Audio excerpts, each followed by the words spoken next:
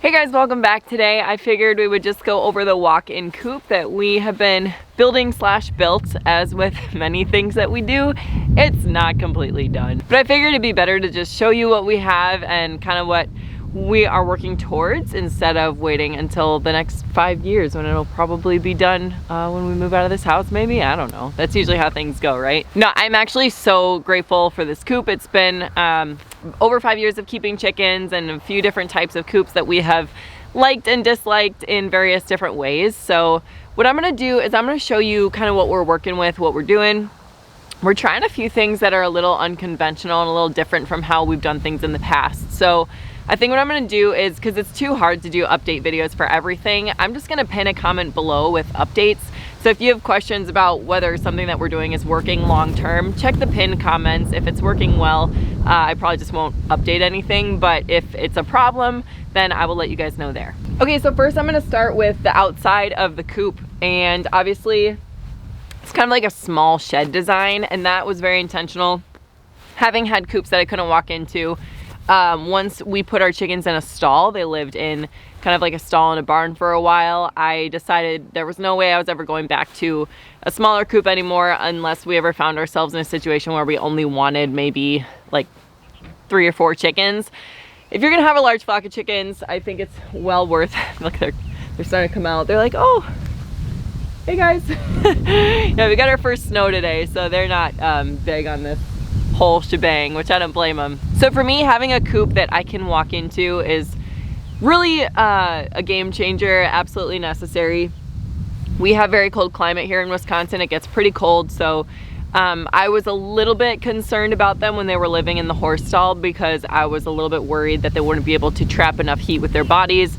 I was prepared to do things like stack bales of straw if they needed warmer areas, but everything was totally fine. I think I worried for nothing. So the easy decision was to do a large walk-in coop. I do have to go back and finish painting it, but hopefully you can use your imagination because who knows when that'll happen. So from the outside, maybe the next thing you'll notice is these two kind of garbage can looking things. So this is what we use to store their food and their GrubTerra Treats. Those are imperative for our chickens. So if you guys haven't tried GrubTerra already, they do send us a bunch of grubs, which we are so grateful for. You can use our discount code OAKABODE. So definitely use our discount code, please, for our sake and for yours. But especially in cold climates like ours where they can't get all the great nutrition of bugs year round, we still want the benefits of that diverse diet in the eggs they give us no matter what time of year it is. So GrubTerra is great for many reasons. It also helps keep their eggshells hard with way more calcium than mealworms. So definitely check it out if you haven't already. But that's why we have the two. And that's how we're keeping it for now. This is a relatively new system for us. My husband wanted to keep the feed inside, and I did not want to lose the valuable square footage because, of course, more fun than feed cans is more chickens. So this is where they are for now, but I'll update you guys with a comment below if it ends up not working out as well as I hope. Another thing you'll notice is on the side here, we have their automatic chicken door. I'll link the one that we have, and I'll link some others too that we've used, and we like them all. But this is going, right now it's opening to just like a free range scenario, but it is gonna open to the run. But you guys can see the run is still in construction. I think our last chicken coop video we did at a couple houses ago, I think we told you guys we were gonna build a run and we never actually built a run. They were fine without it, but we actually do have one under construction right now. So make sure to subscribe if you wanna see how we're constructing the run. It's a little bit different, but I'll do a separate video on why we're doing the run that way that we are. And the run actually is not going to be very big. That's because I prefer to free range them. I'll go into that in the separate video, but this is where the run is going to be, and the automatic door is going to open to the run every single morning and then close at night, obviously.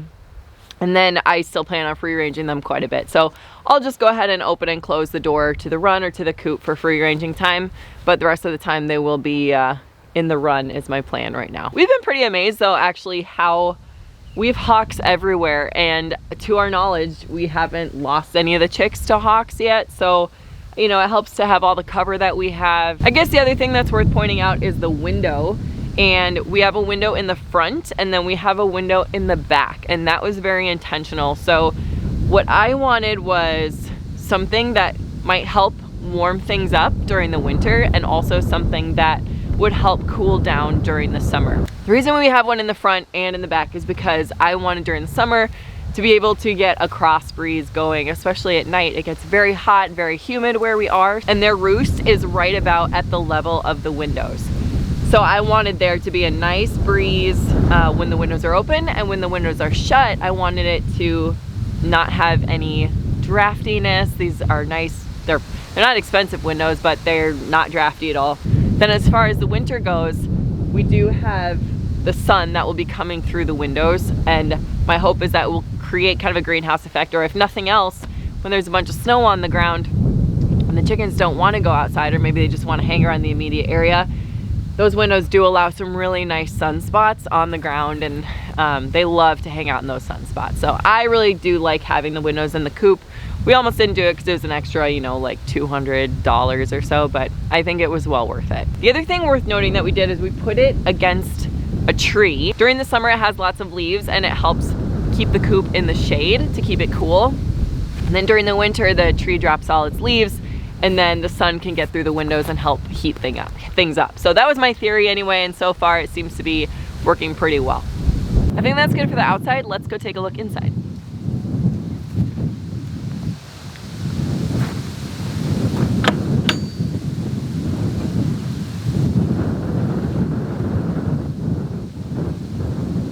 Without any supplemental heat or anything, it is immediately noticeably warmer in here. And that's really just because the drafts are either non-existent or just well controlled. So a few things we have. Number one, we have our Rollout Nest Box by Hengear. Such a game changer. Basically, it rolls the eggs away from the chickens when they lay an egg. So it keeps it from getting dirty, it keeps hens from going broody when you don't want them to go broody. I have a whole separate video on that if you want it, but they were very kind to send us, it was a size up, and it's kind of an upgraded version from the last one we showed you. So one thing that's cool about this one is it has a solar powered roost that will raise and lower depending on the time of the day. So really cool high-tech chicken stuff, and we're very grateful for it. One reason that we love that feature is because it keeps the chickens from jumping in there and sleeping in there from the very beginning. And that's what is so key, is just not getting them in those bad habits in the first place. So that is really helpful. These chicks they never have the roost down at night, so they never learn to roost there or inside the box. So that is really, really cool feature. They did give us a discount code also, so I will put that right here, and as always, I'll link to this nest box and everything else that's relevant in the description box below. Over here is where I had the Radiant Heat Brooder. I have not had it on now for a while, and I'm still keeping it in here in case I notice them getting too cold or anything, as the weather is getting colder, because we got chicks in fall this time, so it's kind of a new experience for us, but they've been doing really well. I haven't turned it on for a while. Last night I think it got down into the 20s, and I think these chicks are, I have to double check, I think they're around 8 weeks now. So they're doing really, really well though. They're acclimating really well. And I just have that in here so I don't have to bring it out again if I need it again. Okay, so now I'm gonna go into some of the things that are something we're trying that's new, and some things that maybe I'm not the most hopeful for. So I'll update you guys if it for sure was a bad idea. So far things are working, but might require a little bit of tweaking. So the first thing is their food and water is currently inside. I know this is a hot button issue in a lot of chicken worlds. We do have their food and water inside, and we like to keep it inside because we get a lot of snow here, and just keeping it outside is not really an option. Chickens don't like to walk in the snow if there's more than an inch or so, and we will have to shovel it for them to get there. I know a lot of people are concerned about moisture, which is valid. One thing you can do to mitigate that is to have a nipple drinker system. So right now they're still using the chick nipple drinker, but that way the water isn't necessarily evaporating into the air. The reason we didn't do that in the past is because we had a crossbeak chicken who couldn't drink out of the nipple drinker effectively. So yeah, GrubTerra was loved by many. She did pass away this summer. Actually, she survived, lived a good long life. She seemed healthy enough until the end when she just wasn't anymore. I think she was around 5 years old. So if you have crossbeak chickens, they definitely can live good lives as chickens. And she outlived quite a few other chickens in that flock as well. So she will be missed.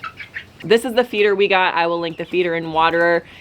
This is not my idea of how to do it. So we are definitely going to hang it from the trusses, which are up top. So I'm gonna hang the feeder, probably gonna hang the waterer as well. One thing I'm not gonna do again is I'm not gonna fill it. My husband was so kind to set it up for me yesterday after we got back from the store. They've just been using a chick feeder until now. He filled it with a bunch of food, and it was like, oh no, because I want them to free range. So I'm gonna let them kind of have free choice food while this is here. They can pack on a little fat for winter, I guess, maybe. But after that, I am going to be feeding them every day and controlling how much feed they're getting, because if you don't, especially with these kind of like domestic bred hatchery type chickens, they will eat and eat and eat and eat, and they don't necessarily have the same desire to go outside and find their own food. Not that they won't do it, but it's just not on the same level. Okay, let's see. For the bedding, it's deep litter bedding like we've always done pretty much. That will get taller and taller as winter goes on, the amount of bedding, because we'll just keep adding it in and they'll keep pooping on it.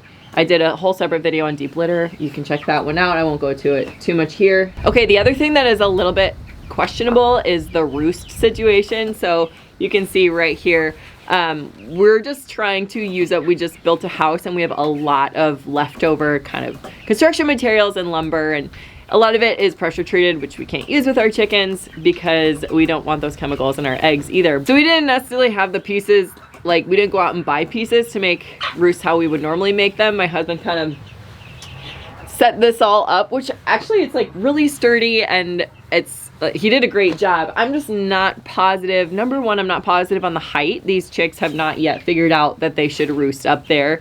They are still preferring to sleep on the ground. So I'm wondering if it's a little too tall for them. I know they can get up there because we do see footprints up there, but they don't seem too excited about it. I think they're just kind of in the habit of sleeping by what was the radiant heat brooder. Even though it's not on anymore, they still like to sleep there. So we have roosts on 3 sides right now. And, you know, again, I put them next to the window, so in the summer it should be able to warm them up, but I'm assuming in the winter, if it is colder by the window, they're probably just not gonna be right next to the window. The other thing I'm a little bit worried about is I'm a little bit worried they're too close to the wall. And we're gonna see how this works, because when we had our chickens in a horse stall, they had roosts lower down, but there was kind of like some plywood that stuck out a little bit further up, and they all preferred to roost on like this plywood. They didn't like the actual roosts that were built for them. Probably just because it was higher up, but the plywood barely came out from the wall at all, and they were perfectly happy sleeping there every night. So I'm gonna see how it works, because actually kind of my hope is if they do roost like the other chickens were roosting, they might actually stay a little bit warmer if they are right next to the wall. We'll see. So if they don't like these roosts, if they don't start using them more consistently soon, we probably will move them down and bump them out a bit, but I will let you guys know how it goes. My husband is building the shed without trusses. I forget what the term is, but he didn't want trusses in there. We're probably gonna use it partly for working out too. That's how the shed is constructed, but he didn't want to do that with the chicken coop. I'm sorry, I didn't want to do that with the chicken coop because I wanted to be able to hang the feeders and stuff, because most of them are designed to kind of hang down. So that's how that is right now. Now I will say, when we do get the run up, I am seriously considering putting the food and water outside at that point, mainly just to free up space inside, because then I can have more chickens, and who doesn't want more chickens, right? So I'll update you guys on that in that run video. But yeah, I think I did want the trusses here, just even for storage. Like I think I could probably put some, I don't know if I could put feed bags or at least bedding bags up there, maybe. I think we could finagle some storage up there. The last thing I do need to say that I've talked a lot about in the past is the ventilation.